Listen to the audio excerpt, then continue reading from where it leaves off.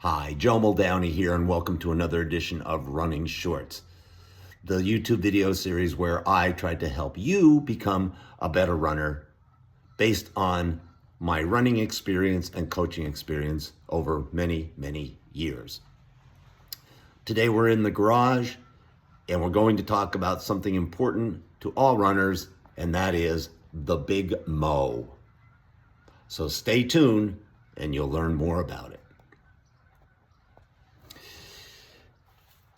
First, before we begin today, I just want to say something that is very important. You know, the one thing we can't control, of course, is the weather. And the folks down south in Mississippi and Arkansas have just suffered terrible devastation. It hit home a little bit. In my second book, Personal Best, I interviewed and wrote a chapter about a really magnificent runner and magnificent human being. His name is Felix Ship. Felix and his family were right in the bullseye of the tornadoes that hit yesterday, and I heard from him, and he is doing as well as possible. His home was severely damaged, but mercifully, his family is okay, and the damage is not permanent. Felix is a guy who took up running later in his life and became addicted, as many of you have, and he's just a good gentleman. Our prayers go out to all the folks in that part of our country that suffered from the tornadoes yesterday. All right, before we begin the video today, as always, please hit that like button below if you like this video. Subscribe to the channel, and then you'll get these videos all the time. And then share these videos with your friends or your running acquaintances because it may help them as well. All right, now, whether or not you are a beginning runner, whether or not you are a runner who is interested in competing or interested in getting in better shape or losing weight or whatever, we all suffer sometimes from a lack of the Big Mo, and that is motivation.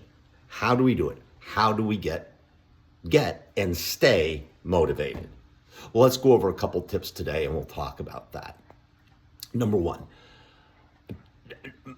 what I suggest, what I've always did myself, and what I suggest to the runners that I coach these days is you've got to set a goal.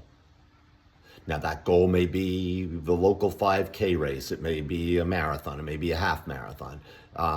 It may not be a race at all. It may be that you want to lose weight. You want to gain one more notch on your belt. But, you just have decided it's time to get healthy. So one of the ways I'm going to do that is by running. The number one motivator, the number one way to grasp and to maintain the Big Mo is to have a defined goal out there. Because when you do, and when you post that goal somewhere, and you look at it and you say, oh, I've just missed a week of training. And that just means that, if that's a dartboard and you're trying to hit the bullseye in the dartboard, you're just getting farther and farther away the more days you don't train. So number one, set that goal. When you set that goal, you are going to maintain momentum. You're going to maintain motivation by wanting to achieve that goal, no matter what that goal may be. Goal setting is the way to do it. Number two, as we were here in the first quarter of the 21st century, as I have said, utilize all the tools that are out there. Strava, or your Garmin, or whatever it may be. And I'm not promoting any of them. I'm just telling you what I use. But I'll tell you, that is great motivation. Because when you see one of your friends who's turned in a really good workout and you haven't, now you're a little bit motivated. Hey, he or she did that and I didn't.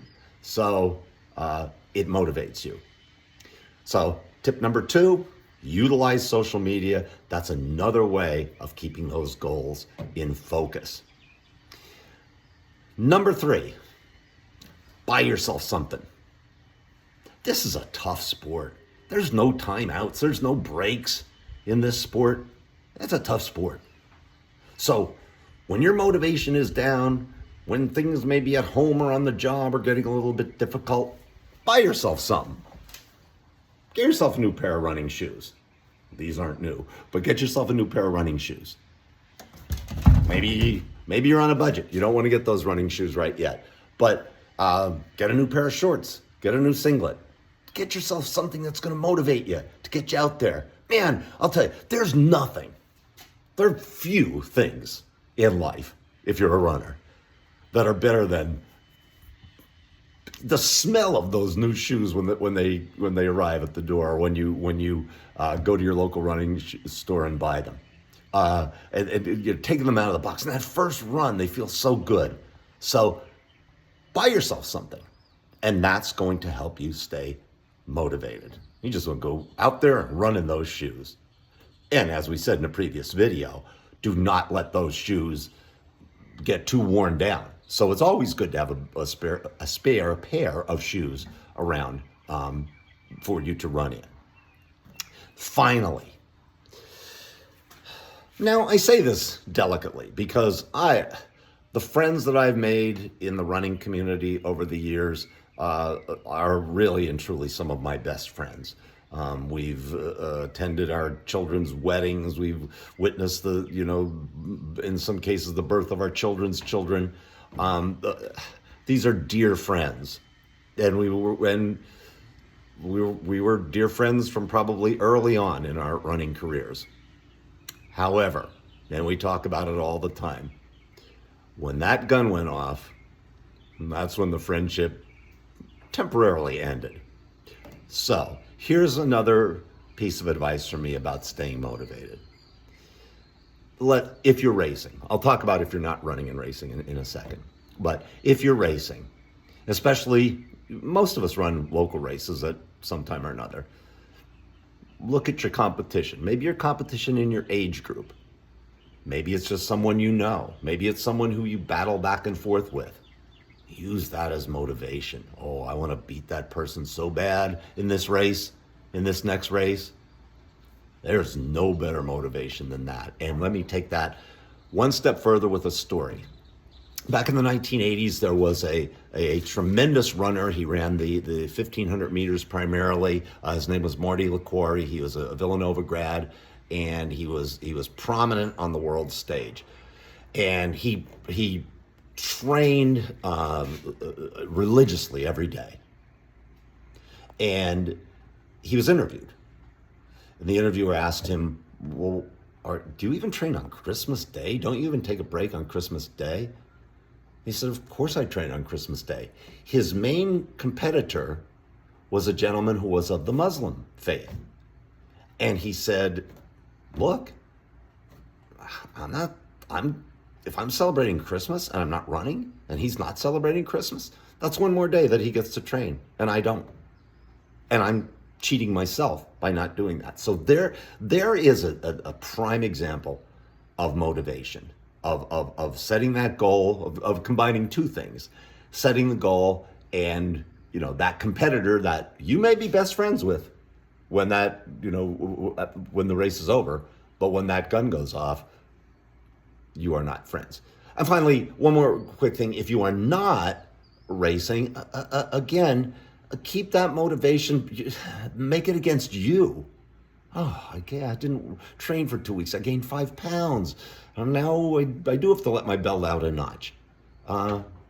That, again, is motivation, not against the competitor, but against yourself. So it's not that difficult to maintain the big mo, but hopefully these are some strategies that will help you to do so. And hopefully we'll have more strategies for you on another topic the next time we see you on Running Shorts. Joe Muldowney, get out there and run. Spring is on its way, and it's a great time to get out there and celebrate life and running.